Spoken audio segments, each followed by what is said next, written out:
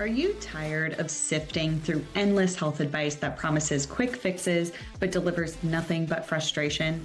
Welcome to the Anti-Macro Podcast, the go-to place for scientifically backed yet digestible health and fitness wisdom without the fads or gimmicks. Whether you're looking to ditch chronic dieting, optimize your hormone and gut health, or simply find balance in your wellness journey, you're in the right place. I'm Coach Diana Lee, your no-nonsense guide to transforming your health and mindset for the better. Each episode, I'll dive into topics ranging from nutrition basics to debunking common myths to cutting-edge functional health insights, sometimes featuring guest experts in the space. Get ready to learn, grow, and take actionable steps toward a healthier and happier you. So grab your favorite beverage, kick back, and let's dive in.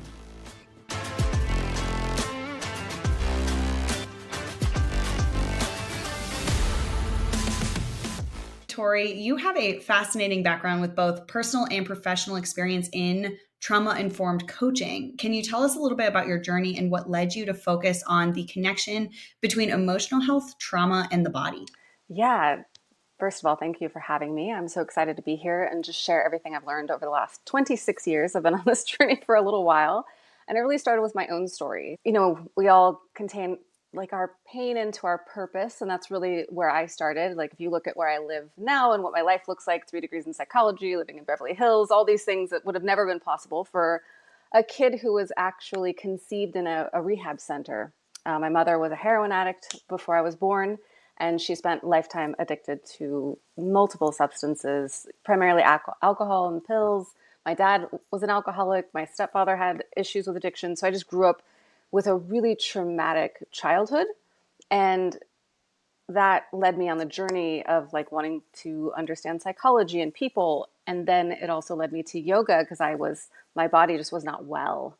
I was always in a chronic state of fight or flight, and I didn't really know what that was until I started studying the psychological side. So it really started as my own journey into going into psychology classes and going, oh, wow, I have this insecure attachment and I'm in fight or flight and hypervigilance all the time. And I can never relax and I'm highly controlling and all these things. And as I went through school and then my own journey of healing and really going down every possible road you can imagine, from functional medicine to naturopathic medicine, acupuncture, I've studied Ayurveda, meditation. I mean, like I said, a 26-year journey of really putting it all together. And ultimately what I came to in working with people over the last 13 years is it's doing the work, mind, body, and soul. And so I love to help people really get into the body, because what we know about trauma now, which through the groundbreaking book, The Body Keeps the Score, is that trauma is really stored in the body. Yeah, I've actually heard of that book. I haven't read it myself yet, but it's on my list. And I'd be really curious to know about your personal experience with trauma and health. You kind of alluded to it a little bit so far. There were a lot of things that you recognized of how your upbringing impacted you, but did you also have any health aspects that you noticed were affected by your traumatic upbringing? Yeah, that's such a good question. I actually didn't know that it was my traumatic upbringing. I feel like particularly with women, they're like these subtle things that we just learn to live with, and we don't know that they're a chronic issue. Like I had trouble eliminating. I had trouble detoxifying. I didn't know that I had the MTHR gene, and my gut was a mess. And now we know that chronic stress, trauma really affects the gut. And what it does is it kills all the good bacteria in our gut. So what I was experiencing was like tightness in the body, clenching my jaw all the time. Like I said, I wouldn't eliminate on a normal basis. I didn't know that wasn't normal. Or, it wasn't like I wasn't having daily bowel movements to get really graphic. But I always want to... No, we talk about Okay, poop here. good. It's I was fine. like, I want to tell everybody, I just want people to be honest, because it can go either way, right? I see women have one way, it goes one way or the other. But it's just like things aren't flowing naturally. And so we have these, kind of like fatigue. And then I started to have issues with my adrenals. And so after working in corporate when I was really young and I just got out of university, I was in HR and I really burnt myself out. And that's when a lot of the health issues in my early 30s started. So my hormones started getting thrown off. And then, like I said, like the body was just feeling tired, and I would either be wired or tired, but I was never quite right. So I was either pushing myself to the max or I was laid out on the couch. And I was like, that can't be normal. You bring up such a good point too, that a lot of times, especially women, we don't connect with what we're feeling is abnormal. Yeah. And even just daily bowel movements, I can't even tell you how many people don't realize that not going every day, that's not normal. Yeah. And I thought like yeah. going a couple And times a week was like fantastic.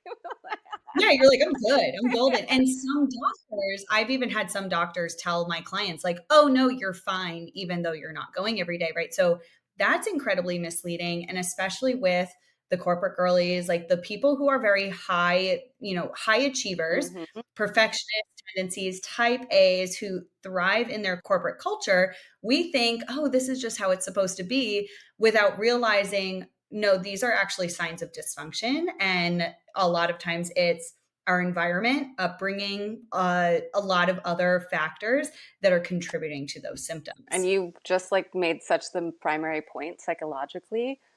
We know there's going to be body issues, but what usually shows up first is the psychology, and it's perfectionism, people pleasing, and over functioning. So that means I'm over caring, I'm over giving, I'm overdoing, I lack boundaries. That's the first sign that you've got unhealed trauma in your past or chronic stress. Yeah, I think that might hit my listeners a little hard. Yeah, and I believe me, I was all of those. In some way, like I wasn't as people pleasing probably wasn't the biggest thing, but I was very codependent is another form, which is if you're okay, I'm okay. So codependency is like I really care that my children or my spouse or my sister or someone else is okay, and if they have a problem, now I have a problem. It's like if they're not well, I'm not well. I've got to put all of my energy and my time into fixing their problems and helping them instead of working on balancing and grounding ourselves. Yeah. And especially with women as caretakers and in being in those caretaker roles, we assume that this is how it's supposed to be. We assume that that's what is, what we're supposed to do and how we're supposed to respond to people around us. And it's really hard to realize, hey, this is probably a sign of a dysfunctional relationship in a way. And I can't even tell you how many female clients come to work with me and they really struggle with prioritizing themselves Mm-hmm. because they have those kinds of behaviors. Yes, and it's so deep rooted that people actually feel guilty if they don't do that. They think that they're bad and that they're wrong. And we have to remember that women have been programmed like this psychologically for millennia, but that's not the role that we play anymore. Now women are more often than ever in history breadwinners, caretakers, and they're doing all the emotional labor in their marriages and their children and the so they're like our load has gotten enormous. And of course our bodies are taking the brunt of that because the mind can be strong, but the body will never lie. Right, absolutely. And so you mentioned how trauma impacted your own health, but let's broaden the scope a Yeah. little bit. What do you know about how trauma impacts the health of others? What are some of the things that we are seeing in the studies and whatnot? Yeah, so I wanted to kind of give the top signs physiologically to talk about it, and then maybe we can explain like the why that's happening because I think there's some theories that people don't understand, and once you know, you're like, now I got it. So first is like fatigue. That's the biggest one. Chronic fatigue, low energy. If you're experiencing that, unexplained weight gain or loss, primarily weight gain, and we see it mostly in the belly because of the belly and the face because of cortisol. And cortisol is your stress hormone and your body prioritizes making it over everything else. So I want to talk about that a little bit and explain that why it messes our hormones and our weight up. And then obviously anxiety and overthinking. Like that's your body, it can come in a form of control, like where you want to control everything and make sure it's all perfect. But it's really a form of anxiety, overthinking, looping things in your head, having a conversation with someone that you just keep thinking about for 4 days because you messed up or you didn't say the right thing. Hormonal imbalances, like we're seeing just through the roof now, PCOS, fibroids, like irregular cycles, all these things that like are almost feeling like they're normal. And women, and they're actually just read a study that they're starting to see periomenopause in women around 35. And yes, our progesterone starts to change a little bit, but I've done extensive research. It should not drop off. It's dropping off the cliff for a lot of women. When we lose our progesterone, we lose our feeling of calm. We're not ovulating as normally, more fluid retention, like so many things. Obviously, we talked about digestive issues, IBS, constipation, anything where your tummy's not right. You feel bloated after every meal. You feel overly heavy or you're always starving. That can also be stress and trauma. Sleep issues, we're seeing that more than ever. That feeling of wired but tired. Maybe you're dead tired at 3 o'clock, but then it's time to go to bed and you can't wind down. Your mind can't stop thinking. So that's another big one. And then that emotional disconnect where we can feel numb, or what we call in psychology dissociated. That's another big one, of like feeling kind of checked out. Like, you should be checked in right now, but like you're just so overwhelmed you can't even like feel it all. You're just going through the motions of your day. And I think a lot of women particularly don't recognize that one. Yeah, the burnout cycle is really, really hard for women to recognize. I Yeah. know me personally, I've talked extensively about my own burnout cycles, and a lot of it is driven by those hyperproductive type A tendencies and personality types. The people, me, I always say I'm a recovering perfectionist type A psycho. Like, I just joke about right? it. Yeah. And it's so hard to recognize what is actually contributing to that burnout. And you're absolutely right that we are seeing a rise in all of these various hormone and gut dysfunctions, right? Like, this is now the big topic in the health space Yeah. is hormone and gut health. I mean, again, like that's where my business got driven to. And that's what I've been working with people on, because that's what everyone's talking about. But I think what we're learning more is it goes so much deeper. You know, a lot of people are like, okay, like, eat right. It's all about your calories in and calories out. And then it's about how much you exercise. And oh, my HIIT classes are producing all of this cortisol. But we have to look at that holistic picture of, if you have long-term trauma, it's probably a like starting point for where a lot of these issues began. Absolutely. And that's like the one thing that I always try to explain to people is like, if your body's stuck in fight or flight, it can even be chronic stress from a difficult job, a difficult marriage, it could be childhood stuff. And remember, when we say the word trauma, a lot of people have this idea that it's like the worst things possible. It's not. The ACEs study, which we'll probably talk about more later, which is Adverse Childhood Experiences study, had 10 primary things that happen in a child's life. One of those is divorce, like your parents getting a divorce. The other is like your parents fighting all the time. The other is an example is like, did you feel loved? Those wouldn't be the things that people think of as trauma, but they're the things that make us feel unsafe. And that's how I like to describe trauma to my clients. Because a lot of my clients will just be like, I've had the happiest childhood ever. And I'm like, babe, the way your life has turned out, that's not true. And sometimes the mind is trying to protect us. We feel guilty thinking that our parents didn't do the best they could, but that's okay. But when we were stuck in a state of survival at any point in our life, or if we're in that state now, the body prioritizes survival over everything else.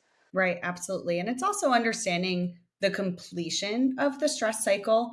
You know, I talk about a lot how cortisol is so demonized right now in the health space, Yes. but cortisol is a very natural hormone. In a lot of ways, it's protective. You know, there are benefits to cortisol, but the issue is that when we are in prolonged elevated cortisol states and we cannot complete the stress cycle and our cortisol does not eventually come down, Yep. that's when we start to have these issues, right? So if a person is going through a traumatic experience, whether it is, you know, trauma with what is they call it, trauma with the big T or trauma with the little t, Yes. right? There's various different kinds of trauma experiences. But if your parents are going through a divorce and this is like a constant trigger that you're experiencing and you're never really resolving it, that can lead to that long-term cortisol elevation, which can lead to that HPA axis dysregulation. And that's what a lot of people aren't understanding is, hey, we need to complete that stress cycle in order for our bodies to feel safe again. Absolutely. And you're right. Cortisol, I definitely do not want to demonize it. It's what gives you motivation. And I went through something called Addison's disease, where your cortisol actually stops producing and you feel terrible. Like, you do not want to not have cortisol, but you don't want cortisol driving the bus of your body all the time. And that's where I think most of us are living. We're living in this chronic state. And so, like, completing that, like, we have these types of fight, flight, freeze, fawn. And what does that mean? If I'm in a fight mode, your body actually wants to move. If I'm in a fight or flight, like, you need to move, you need to walk, you need to, like, if someone just really ticked you off at your desk at work, get up and move, like, help your body start moving through that cortisol. If you're in that pleasing thing, that means you're not feeling safe and you feel like, I've got to make this person, like the what we call the fawn or the freeze, get up and move. Like, shift the energy, teach your nervous system, do some deep breaths, take a walk. Like, there's some really simple ways, do a boxing class if you have a lot of anger or you have like a lot of resentment. Like, there are ways to help the body start getting back into it. And that's where the somatic work and the nervous system work and something I do called energy psychology really come in. Because no matter how much therapy we do and talk through things, if we do not ground the healing in our body, it does not matter. And I always explain this to people in the way of, you can do years of therapy and still have a visceral response to something and still get very triggered.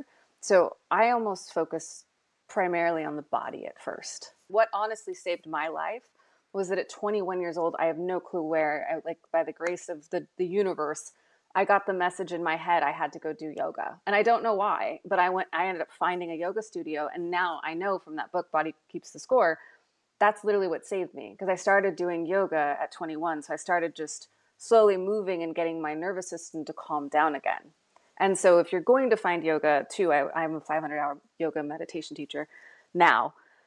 Make sure that you find a class that makes you feel very calm. It's not very workout focused. Like there's no hand weights. Like they're going to focus on the breath. You're going to feel, you might sweat and all that. That's good. But just, the breath, the movement, the walking, all those things will really help you complete that cycle of stress. Yeah. And I actually love talking to, again, a lot of my type A stressed out people about this, because they will go to me and say, I don't like yoga. Of course. Like or my like meditation sort of thing. And I'm like, okay, so do you not like it because you're in a constant state of stress? And so it's a very uncomfortable way to be. And they're like, yeah, probably. So it's like, hey, things like yoga, meditation, or find something that does enable you to feel grounded. Like you mentioned, like don't turn it into a workout class. Like actually genuinely learn how to sit with it and sit with yourself and move a little bit slower, because that is the essential part a lot of these high stress people are missing, is the ability to be mindful, because it's so uncomfortable. And so they're like, oh, well, I'm not good at it, or I don't like it. And it's like, the reason why you're probably not liking it or you're not good at it is because you're not completing that stress cycle. And in my experience, when you can't sit with yourself, it's because you don't like what comes up when you do. And so it's the fear of, I don't like the thoughts. I don't like when I sit with myself, I remember things, or I see that my marriage isn't working, or I see the struggles that I have with my children. And so psychologically, we don't like to feel those things. So I call it the disease of busy, because that distracts me from what I really need to focus on, what I really need to heal in my life. And one of my yoga gurus always said, like, if you can't sit for 10 minutes to meditate, then you'd better sit for 20, because you need it more than anybody. Oh, I like that. I like that a lot. That's a good one. And that, again, we're going to target a lot of people here. I will say to everybody, I did yoga, physical yoga, for 10 years before I would sit and meditate. That's how long it took, from 21 to 31. And finally, one of my yoga teachers said to me, Tori, do you want to be miserable or do you want to meditate? And I still had to think about it, because I didn't like meditating either. And now I can tell you without a shadow of a doubt that meditation changed my life.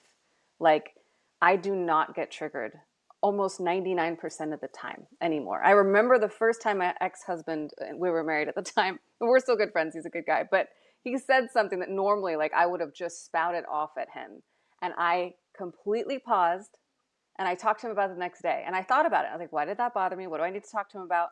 And I talked to him about it, and it was completely a misunderstanding. He was triggered about something else, like the car had broken that day, like, and he just said something really rude. But had I not done that inner work to be able to find my own power, my own calm, that would have been a big fight for us. Yeah. And I'm using this a lot with clients too, in terms of things like emotional eating, reaching for food in these moments. And I have one client who recently started implementing this 10-minute pause. Yes. So if she'll have this urge to snack or binge, she has binge patterns. And instead, she'll implement a 10-minute pause. She does not tell herself, I can or cannot have this food, but rather, I'm just going to pause, wait, rest. She might do something else, but it gives her that moment to kind of like sit with those feelings rather than immediately cater to them. Just like you're saying, like we're so quick to respond to things. We're very less likely to sit on them. Or when we sit on them, we oftentimes kind of ruminate on them and make ourselves more stressed out about it. When putting mindfulness into your practice actually enables you to sit with uncomfortable feelings without judgment, and then actually work through a lot of those feelings a lot more effectively, and then come out on the other end with better results. Yes. And when it comes to binge eating particularly, there's two core things that can really help for people who struggle with that. One is, yes, there's always power in the pause. one of the things I always have my clients do is, even though I'm craving this food, I deeply love and accept myself. Because what we resist persists. So just say that to myself a couple times. Even though I want to eat all this chocolate sheet cake right now, when we get in that eat, repent, repeat cycle, the shame leads us to do it again and again. So I make people stop the shame first. So even though I want to do this, I completely love and accept myself, whatever it is. I want to have this cigarette, I want to have a glass of wine, whatever crap you're, not wanting to do anymore because it doesn't feel good to you. So once you do that, then you can stop yourself from the shame cycle and you can say, what do I actually need? Food mostly is about the energy of connection, nourishment. So I'll say, okay, when we really look at this, what are you craving? Like if you're feeling uncomfortable, you had a really rough day, could you call a friend? Could you, is there something else that you could do? Could you take a walk? Could you play with a pet? And again, just for a short amount of time to start teaching your body to not run from those feelings, because the only way to heal it is to feel it. And that's what no one wants to do. Humans are hardwired to run from pain and toward pleasure. So. And I love that you mentioned that too, because a lot of times, I follow a very similar pattern with my clients where it's like, if we take food completely out of the equation, like we're acknowledging that food for a lot of people is their stress relief or it's their dopamine hit, Absolutely. especially in response to stressors and whatnot. And so the immediate thought for a lot of people is, let me just remove it. So that avoid situation, let me restrict, which usually leads into a binge. And as you mentioned, the shame perpetuates the cycle often. But when we take something away, we have to replace it and find better ways to cope with the feelings that we're having that are driving these actions. So like you mentioned, can I call a friend? Can I go for a walk? Can I do something else that actually treats the stress rather than kind of acts as that band-aid or that like immediate dopamine hit sort of thing that food often provides, or whatever it is that is your vice, really, that isn't serving you? Can we replace it with something that is actually going to be beneficial to you and your stress response? Absolutely. And I'm a big fan of not pulling those things away. Like whatever our coping skills are, that's the best way we've figured out so far to cope with stress, to cope with life. And so one of Paramahansa Yogananda, a great sage guru, he always said, don't focus so much on quitting whatever it is you need to quit, whether it's drugs or alcohol or whatnot. He says, keep doing the inner work and one day that will fall away. And it always stuck with me. And that's always the approach I've taken with my clients is I'm not here to shame you. I'm not here to say you've got to give it up cold turkey right now.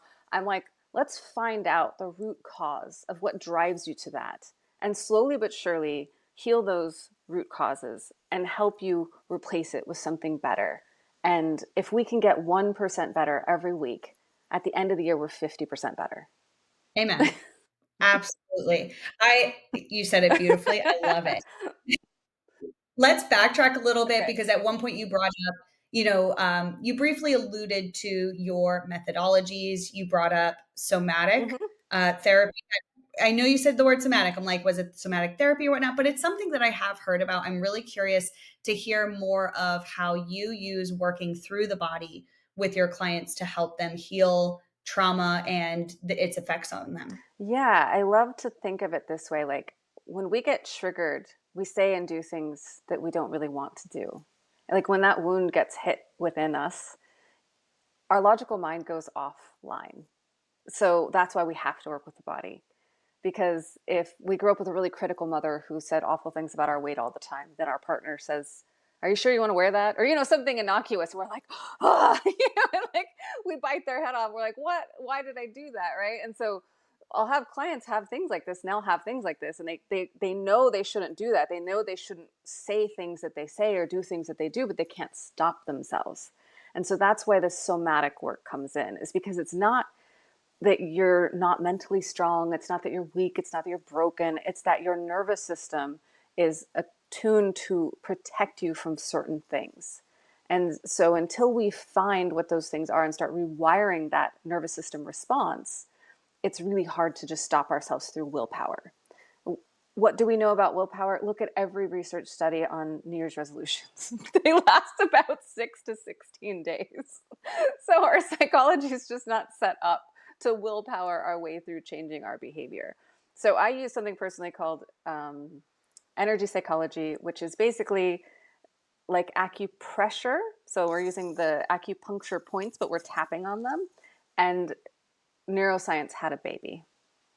So it's almost like exposure therapy. Let's say you did grow up with a critical mother and now you have a lot of food issues. And every time someone says something to you about your looks, or, you just spiral into doubt and self-comparison, or, Instagram comparison, all these things, right? So we'll actually allow you to get into that state, and then we'll start tapping, and we'll start rewiring your system to when you have that thought, that feeling, it no longer sends you on a spiral. So you almost start learning. EMDR is another form, but you must relive the primary trauma. So that can be a little more difficult for people. A very easily accessible form of energy psychology is called emotional freedom technique, or EFT tapping. You can find tons of that via Google. I'm also trained in that, level 1 and level 2. And I kind of combine a lot of them. But what I love about energy psychology, and what I love to explain to my clients, is there's always a part of us that wants to heal and a part of us that doesn't. And that's normal and natural, because every way in which we've learned to cope has served us. And in some cases, it's saved our lives. Like, I know that my dissociation and a lot of the things that I did when I was younger, that literally saved my life. I could not have felt all the pain of my childhood. I would not have made it. Even in the last 11 years, I lost my mom, my grandma, my sister, my dog, like, you name it. I had someone die every year for 11 years. I'm the oldest living person in my family. So I don't ever teach these things saying like, oh, I read this in a book and it's amazing. Like, no, I have lived through death and divorce and things that would break most people open. And I am still standing. So not easy, but I want to teach people that, like, when you get into the body, when you heal, when you work through grounding it in your physical self, that's what needs you the most. And we have those objections to healing. So it's something as simple as weight loss. Let's say there's childhood trauma. It could have been a critical parent. There can be a subconscious part, an unknown part of us that says, I'm going to gain this weight, and the inner child in me is going to hope that my mother will now love me as a bigger person so that I know she actually loves me, not because I'm skinny. It could be that you had, someone inappropriately touch you as a child. Now you put on the weight and you hold that weight to keep yourself safe, so no one will ever find you attractive again and hurt you again. So everything that we're trying to work through has what we call secondary gain. It has its purpose, and we have to find its purpose. Even when I was struggling with adrenal issues and energy issues, I sat with myself, because I do this work, and I said, okay, if I'm really dead honest with myself, what am I getting out of this? Because I wasn't healing that fast. And it was like, that fatigue was allowing me to ask my husband for a lot more help than I'd ever asked for before, because I was very uncomfortable with receiving and asking and depending on someone. It was allowing me to set boundaries I'd never set before. So I was getting something out of it. And once I saw that, and I was like, okay, I've got to feel safe to do those things without this issue. Yeah. I connect with that for sure, because I have a friend who's a therapist, and I struggle with like obsessive thinking. Mm-hmm. And she posed a question to me one day where she was like, what is your brain trying to do for you? And my initial response was like, I don't think it's trying to do Oh, it's trying to keep anything. you safe. Ask yourself, what is your brain? Because it's basically a protective Mm-hmm. mechanism in a lot of ways. Like, the things that we do, there's a reason for why we do them. Absolutely. And when I actually took that to heart and I started thinking about it, it helped me make a lot more sense of my obsessive thinking. Like, my brain was trying to protect Mm-hmm. me from certain feelings, from certain situations, what have you. And it actually allowed me to make a little bit more peace with those obsessive thoughts rather than just fighting through them. And even when it comes to change and transformation and being on a health journey, people have to let go of who they once were. And that is so incredibly Yeah. difficult, right? Mm-hmm. Like, it is hard to shed somebody that you have been your entire life and to become somebody new. And that is so, so scary. And a lot of the health and fitness marketing can oftentimes just be like, well, if you want it bad enough, you'll do it, sort of thing. And they're not Yeah, that does honoring not who work. there's a lot of shame around it, right? Like, oh, you're fat because you're lazy, or you're gluttonous and you overeat, sort of thing. There's a lot of this like really, attacking type messaging that doesn't honor the fact that there's so much deeper work that needs to happen in order for a person to truly transform and heal and change how they act or how they react or what's going on in their lives and how they manage it. Yes, so well said. And I'll give you a little stat that proves that. 69% of people who go in for weight loss surgery have trauma histories. So Yeah. that's almost That's 70%. So again, we're all finding the best way to get through this thing called life, and it's not easy. And all that shame and all that judgment, like, yeah, there's a reason that we put on a weight. There's a reason that we have health issues. And not to say that every health issue on the planet is, meant to be healed 100%. That's another thing that also really bothers me. There's some really famous people in our space of wellness. It's like, oh, I'll just call it out. Like, I like Dr. Joe's Dispenza, but I just don't think that everybody's going to be able to meditate away their cancer or whatever it is. And yes, he's had miracles in healing, and I agree with a lot of his work. But that pressure to say that someone can do that work, we don't know the soul's plan. Maybe the soul came in to have this disorder or this loss or whatever it was so that they become an expert in it and they help other people.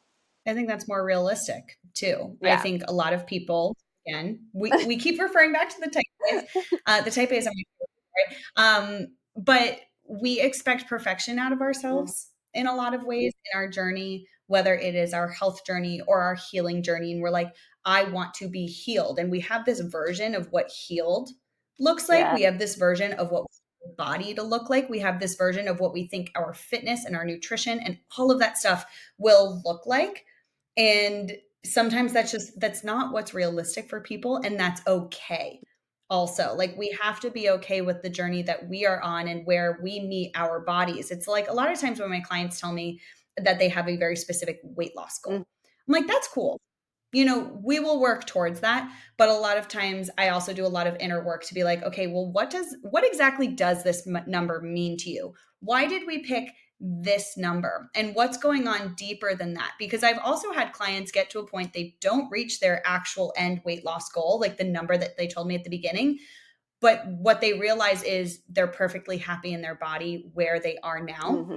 But they only that conclusion because they did the inner work leading up to that. Because there are so many people who weight loss becomes a moving target for them. Oh, my life will be better when I hit 130 pounds. And then all of a sudden, when their life isn't better when they hit 130, well, it'll be better when I hit 125. And it's all because we're looking at just the number and we're not looking deeper at, okay, well, what's driving these motivations? What's driving these feelings that I have around my body? And, these feelings I have or these thoughts I have around what is better or healthy. Yeah, nothing outside you will change you inside. And we all do this. This is how humans are wired. I'll be happy when I get the house, the husband, the car, the job, the body. None of it will make you happy. And I've worked with people. I live in LA. I live in Beverly Hills. They're very successful. I've got clients in LA, New York, London, Dubai.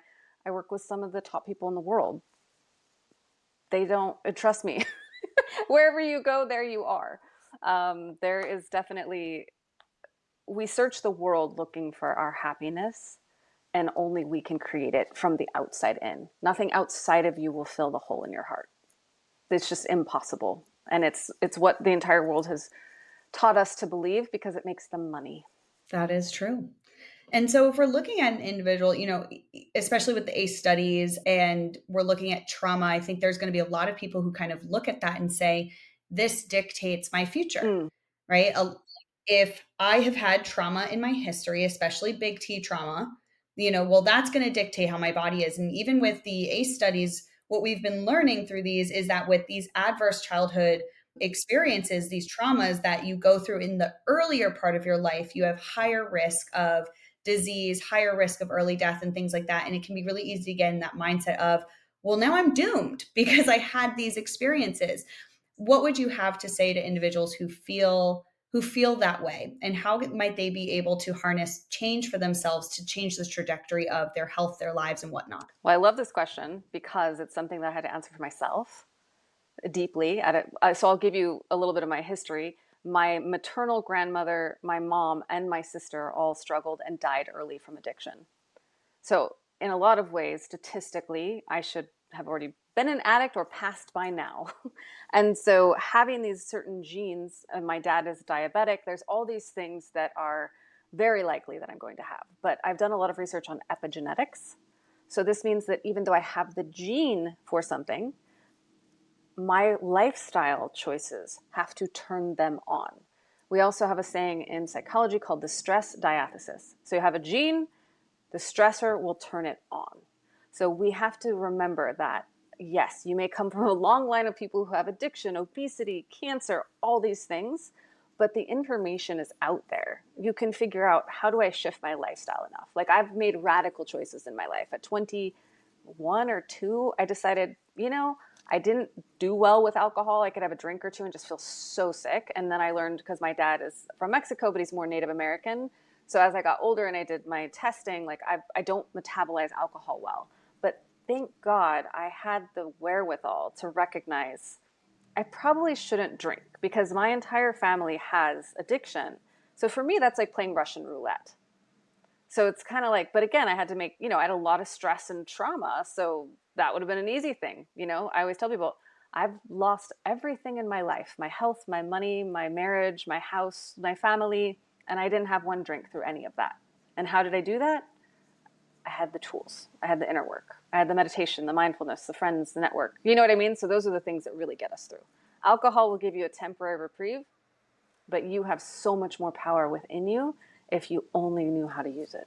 And it's about learning that, right? Like learning the tools, harnessing them, and also keeping in mind that even if you do give in to the alcohol, the drugs, the food, the easy fixes, whatever it is, it's not too late to learn the tools. No. Like, just because into that trap doesn't mean that we can't get ourselves out of it. No, I was raised around addiction completely. I have nothing but compassion for it. And I know, like I said, that it actually is the best way someone's found to solve that problem of pain.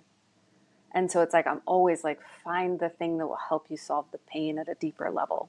And like, there's a great doctor around addiction and trauma, Dr. Gabor Mate. He has tons of books. And I think he's a great place to start, because he will remove that shame quickly and help you understand at a much deeper level. Yeah, I love that.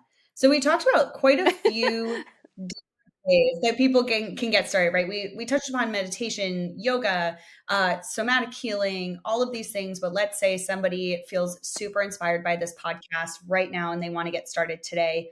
What are some great first steps somebody can take in their journey with healing trauma from the root and really kind of taking charge of their health in that way? Yeah, I think first and foremost, all change begins with awareness. So recognizing, having the courage to say, like, maybe some things have happened to me and I'm ready to face that. And if you're not, that's okay too. What are some simple practices you can do right away? Take a 15 or 20-minute walk a couple times a day. We know this completes stress. Learn how to do a deep belly breath. Connect with people, humans in real life. We are traumatized in relationship and we are healed in relationship. And we're becoming so disconnected and so busy that we're forgetting that we need co-regulation. Which means when I'm even with your pet, with your friend, when you get hugged, you release oxytocin. So I want to make it really simple and accessible. If you're ready to really start going deeper, then start looking into like the yoga, the meditation, a trauma-informed therapist, things that will help you go deeper. There's some great books that will also help you on your journey. How to Do the Work by Dr. Nicole LaPera, I think is good. It's a simple intro. The book, The Body Keeps the Score, is amazing, but I really think it was written for therapists. I would love to see him write a book, a companion book for people experiencing trauma. Because when I read it, I was like, it's a lot of studies. It's really heavy. It's not like a companion-friendly book where you're like, oh, I know what tools and practices to do now. That's a little heavy. But just really starting with that awareness. What are the beliefs I have about myself? Life? Do I think there's something wrong with me? Do I think that I'm broken? Do I think that I need to be perfect? Am I not lovable? And then like that calming, just anything you can do to start calming yourself. I kind of joke it's the ABCs of healing. Once I have the awareness, I understand my beliefs and what I think about myself and life. And then I start doing that calming and clearing practices, which is move your body, breathe, meditate if you can. Not many people can start there. Some people have a lot of trauma history, actually have a really hard time with meditation. And remember, with meditation, it is never to empty your mind. That is not the goal. The goal is to see how intensely your mind thinks. Because my mind used to go 110 miles an hour constantly for years when I started meditation. But then I learned, like, oh my God, that's what I'm doing all the time. And then, yeah, the depth work is starting to get into the somatic practices. Simple somatic practices are breath work, dancing, turning on music in your house and shaking it out. That completes the stress cycle too. Playing with your kids, like, we can make it a lot more simple than it has to be. And if you want to go deeper, there's so much more for you. There's everything from acupressure to acupuncture to massage to, I know those all things. I always like to start with the free things first and then start going into the healing journey, because God knows I've probably spent, I don't even know, $50,000 on my healing, if not more. So I always want to start with the simple things so it feels accessible, because a lot of times people who experience the most trauma don't always have the financial resources to help that. Also today, we have things like ChatGPT. And while I don't recommend that that's the only thing you use, if you prompt it well, and if you go into ChatGPT and you pay the $20 a month and you go to the therapist function, you give it a little bit of your history, you tell it to be honest with you and ask you questions to help you get clear, it can be an effective tool to just process through. Like, I'm feeling really triggered right now. Ask me 10 questions one at a time to help me understand why. And like, this is actually something I'm working on, is I'm going to do like a freebie to help people use it properly, to basically turn it into it, because I've been playing with it, and I've got like about 10 people right now I'm testing it on, and it's actually pretty effective. I didn't know ChatGPT had a specific therapist It function. does. I pay for the $20, and I have been using it in like a therapeutic way in tandem with other Yes. practices. But it is so helpful because when we get stuck in our Yes. heads and we go through our own ruminations, then we fixate on like how we would think of things. And I love that ChatGPT offers like questions that you can ask yourself, more further exploration, and even just that back and forth can be really cathartic. It's amazing how something like this, I know that like it's such a It controversial. is. I have a really good friend who's an expert in AI, and we talk about this a lot. He does firewalls for things like ChatGPT. So, and I have another friend named Mo Godot who wrote the first book on AI, and I was on his podcast. But he wrote a book called Scary Smart. He's writing another one now, but he's a worldwide AI expert. He actually worked for Google X. He was one of the people who started testing AI. So I've talked to some really brilliant people about this. I'm very spiritual. I'm very human based, obviously, but I hope that we can use these things for good. And I always warn people, ChatGPT is going to validate you. It is. So if you tell it to be honest with you, tell it you want hard truth, tell it to call you out when you have patterns, because it won't do that otherwise. We'll just say, I understand why you yelled at your husband and called him nasty names. So, and not that it won't do that too, but then you want it to also call you out a little bit, because a human would say that, right? Like, a human would, like me, I would be like, I totally understand why you did that. You were very triggered. However, how could you have handled it better? Or let's talk about tips and tools to not do that again. And this is kind of where I think the controversy is coming in with it, is that there's been reports of it telling people to do kind of really unethical things. And it's like, yes, this is not our master. It's a reflection tool. It's like, knowledge and information can always be used for good or evil. So we have to choose how to use it. It's funny. My friend sent me a ChatGPT story where some woman supposedly like divorced her husband because she sent it an image of her coffee beans or something like that. And it basically told her that her husband was cheating on her. And I think this is a very extreme example, but it goes to show that we do still have to use a level of logic and be with our wits about like using AI tools. I think you bring up a absolutely valid point that ChatGPT will validate you, and that can also perpetuate some toxic cycles. So being very aware of that and mindful, and the proper prompting is huge. That is something that should absolutely be used. But yeah, you bring up some really good points. It'll be interesting to see how this develops over time. But I still believe in people to people therapy. I still think that you can talk to an AI bot all day, but there are so many tools that you've listed here in the podcast that people should still do. Yeah. We can't just sit there, type to ChatGPT, but ChatGPT can sometimes prompt us with these tasks and things to do, but then we have to go out and do it. Yes. Like, we actually have to practice these behaviors in order to feel that healing. And that's what's like the most important point of all of this. Like, it's like, we have all the information. We lack action. We have nothing but information. We have ChatGPT, we have Google, we have books, we have podcasts. People overload themselves on information, get super confused, and don't actually even do anything.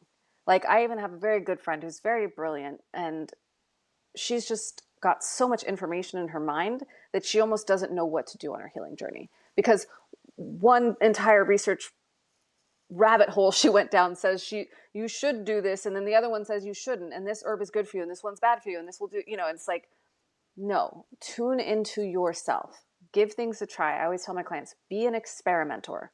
Do not just listen to someone, say like, does that feel right for me? Because what works for me will not work for you, and vice versa. And even a lot of the healers in our space, they know how to heal themselves, but really work with people who've healed a lot of other people. Because what worked for my gut microbiome, let's say, and I don't work in that space, I do the mental emotional trauma work. I just know a lot about the physical body because I help people, somewhat through that to suggest like what kind of person they could work with, or to help them see like, hey, this trauma is, probably also causing your gut issues. Here's someone else you could work with for your gut or your hormones. But we've also just got to trust our own intuition. And particularly people with trauma, type A people, like, there isn't a lot of self-trust, and they don't recognize that.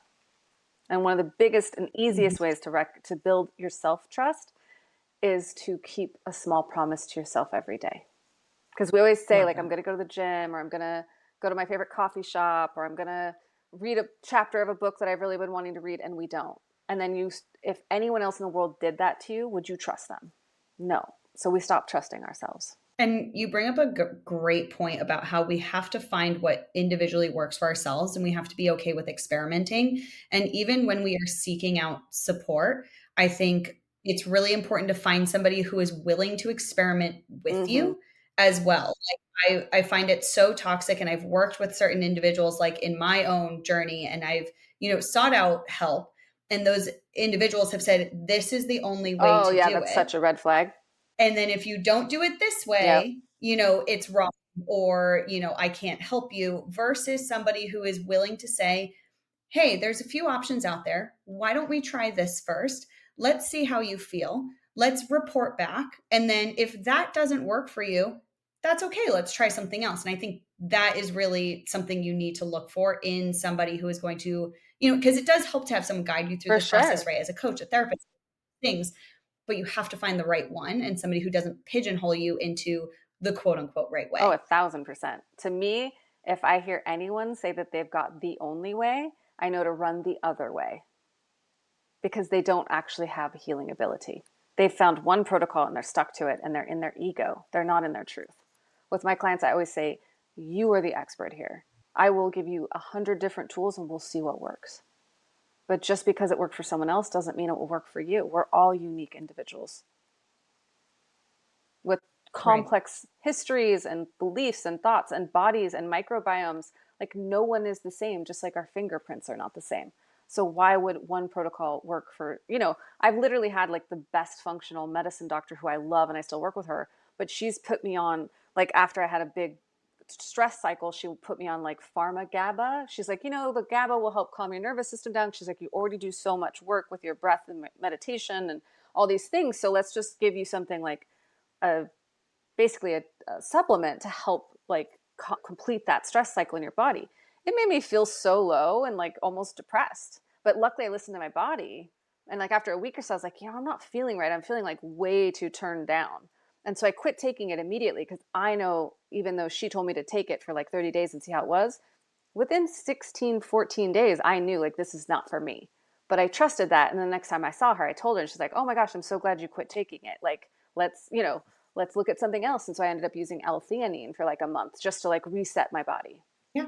And you have to find what works for you. You have to find a practitioner who's willing to find what works for you. And it's important to recognize that not everyone's healing journey is the same. I think a lot of people go, this worked for me, and then they expect you to go down that rabbit hole, and that may not work for you. And just because it doesn't work for you doesn't mean that you're broken and that nothing will work for you. It's important to keep trying. And that's where some people get stuck, right? Is something doesn't work, or they try a few things and it doesn't work. And then all of a sudden it's like, well, if these things don't work, nothing's going to work. Yeah, Keep trying. Keep totally. find something. Keep experimenting to see what is going to stick for you. And also, sometimes I think it's fair to sometimes go back to things that didn't work for you previously because you might have not been in a place to receive Mm-hmm. that. Right. So if you tried meditation in the past and you were like, wow, I really struggled with that. So I don't think meditation works for me. Okay. Well, what if you're at a different place in life Yep.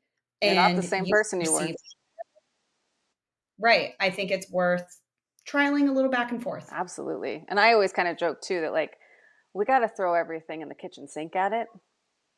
Like there isn't many roads I haven't been down on the healing path, like I was saying. Like I've tried pretty much everything.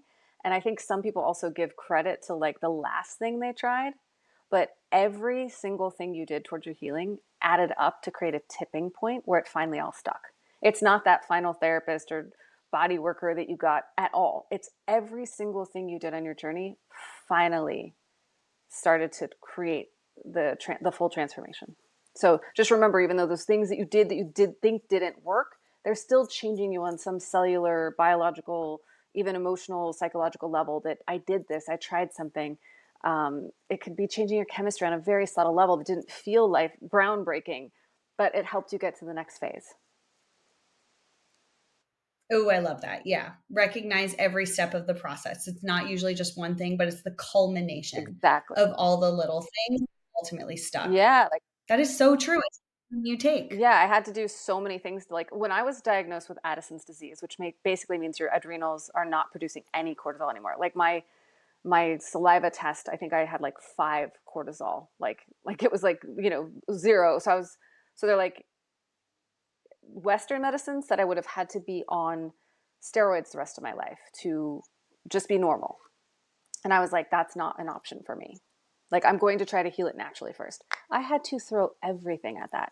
Every supplement on the planet, from maca to rhodiola to ashwagandha to shatavari to like, I could tell you every adaptogen licorice on the planet because I've tried them all. I had to do every kind of magnesium and methylated B12 and folate. There isn't anything I haven't tried, from like acupuncture to, and today I make normal cortisol. I've actually gone into overdrive again at times. So, but every Western doctor would have told me that that was not possible when I was diagnosed in 2017. And in 2025, my body is completely reset. But it took years of working on that. You brought earlier about identity.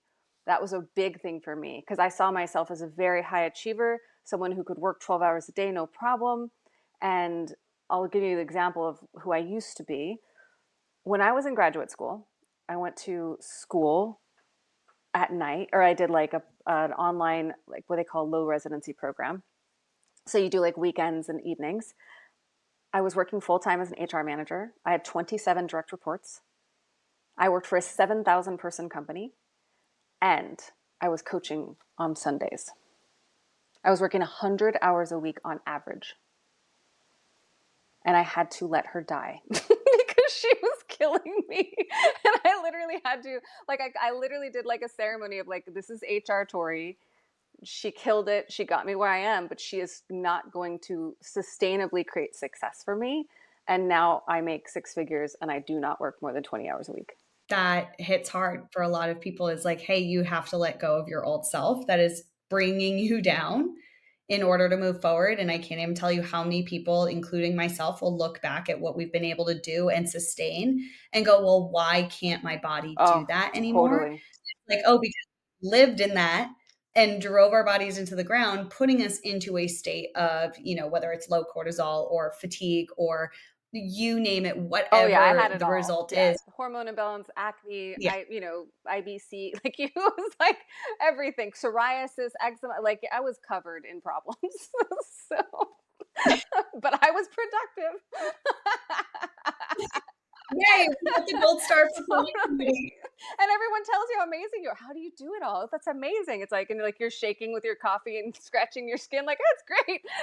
Like, do you need anything? Like everything's fine. Exactly. Well, I think this was so insightful, so helpful. You provided so many great actionable tips, also mindset shifts that I think is going to be incredibly helpful. So if my listeners wanted to connect with you further, please drop your socials or wherever they can find you and learn more from Yes, you. I love to connect with people on Instagram. Feel free to DM me and say hi. It's at Tori.Jenae, so Tori.Jenae. And then also my website, which is torijenae.com. And I will have some show notes for you so that you can find the link as well. Yes, those show notes will be updated. And other than that, so much for joining me. This was wonderful. It was amazing. Thank you. Thanks for tuning in to another episode of the Anti-Macro Podcast. I hope you found today's insights valuable and actionable for your own wellness journey.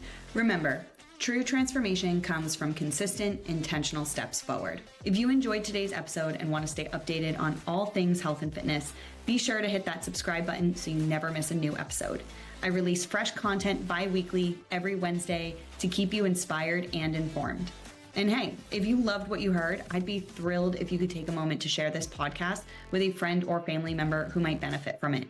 By sharing it with others, you're helping them on their wellness journey too. Keep striving for progress, not perfection, and I'll catch you next time.